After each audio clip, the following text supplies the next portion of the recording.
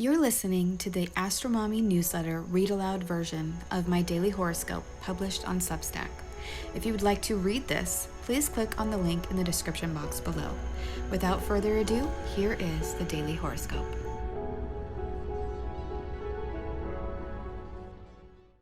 We are never truly alone. Moon conjoins Saturn in the Hierophant. Daily horoscope for Wednesday, October 5th, 2022.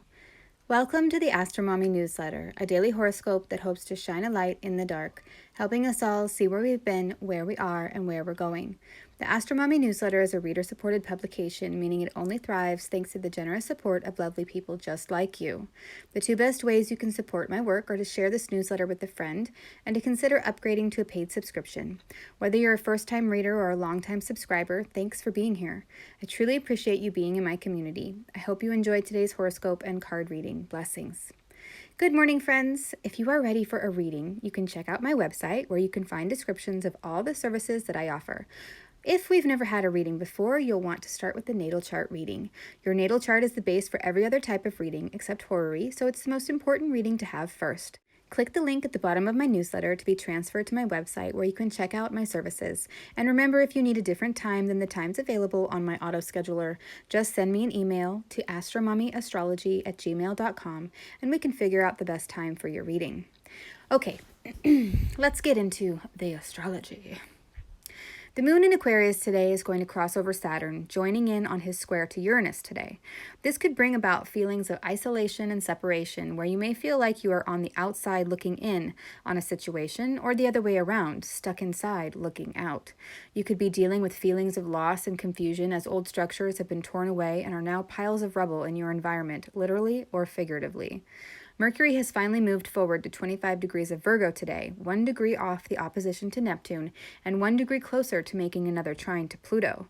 This is the third and final trine to Pluto that Mercury will be making during this most recent retrograde cycle, and with Pluto getting ready to station direct on Saturday the 8th, we could be feeling the pressure building. The last two Mercury trine Pluto transits happened on August 22nd during Mercury's shadow period, and then again on September 27th last week during the retrograde. And now he will be making his third and final pass exact tomorrow. Think back to what was going on in your life or what you were hearing in the news around these two dates, and that will give you a taste of what you may expect. Several transits are coming up this weekend and next week, and I want to make you aware of them. Pluto stations direct on Saturday, October 8th, 2022. We've been talking a little bit about this one already. The full moon is this coming Sunday, October 9th, 2022. The moon will be at 16 degrees of Aries, opposite the sun at 16 degrees of Libra. The Aries-Libra axis always brings up issues surrounding your individuality, autonomy, and independence versus your relationships with other people, codependence, and partnerships. This full moon will inevitably bring up things in relationships that people have been weighing out, at least since the new moon in Libra. Mars is now 2 degrees away from a square to Neptune, which will be exact on October 12th. This marks the first time out of 3 that Mars and Neptune will make this aspect due to Mars's retrograde cycle this year. The second time that Mars and Neptune will square will be during the Mars retrograde on November 19th, 2022, and the final time will be on March 14th through the 15th, 2023, during Mars's direct motion before he leaves Gemini the last week of March 2023. So Mars will be within the 3-degree orb of squaring Neptune starting today for months. This means that we need to pay attention to what we can take action on that is real and not a deception. We may find ourselves questioning our logic during this time period or wondering if our actions are actually doing something real. It could be a time of overwhelm as we try to tackle really big issues in our lives. So it would be good to remember that sometimes it's better to just do the task that is in front of us, like dealing with a mountain of dirty laundry. First, you need to simply wash it all, one load at a time. And when it's done in the wash and the dryer, you need to fold it all, one item at a time. You can't actually fold it all at once because that's ridiculous. You can sort your laundry at any of these stages to stay organized, and that will help, but ultimately you still have to do things one at a time. This will be important to remember over the next few months as we have Mars retrograde in Gemini square Neptune. And we are definitely feeling the pileup from the Mercury retrograde, right? So it's time to clean things up, do those dishes, and finish that paperwork that has accumulated on your desk. Just work on things that are really important first and leave the tasks that don't really matter for later. Getting stuff done, organized, and put away will probably help with your emotions today as we deal with our feelings of isolation and separateness, especially with the moon conjoining Saturn and the pressure building with Pluto. Let's move on to the card for the day. What is the guidance for today?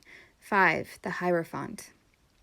On this card, you see the Hierophant wearing a triple crown and holding a triple staff, which symbolizes the spiritual, mental, and physical worlds. At his feet are two neophytes kneeling. The Hierophant represents the church, the law, and organized religion. It symbolizes faith in yourself, in your religion, or in your family.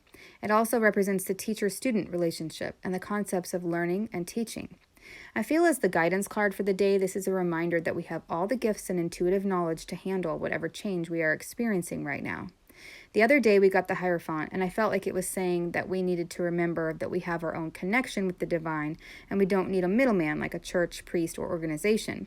And I certainly still feel that way, but I feel a slightly different message coming through today through this card, and that is, it is time to trust and have faith.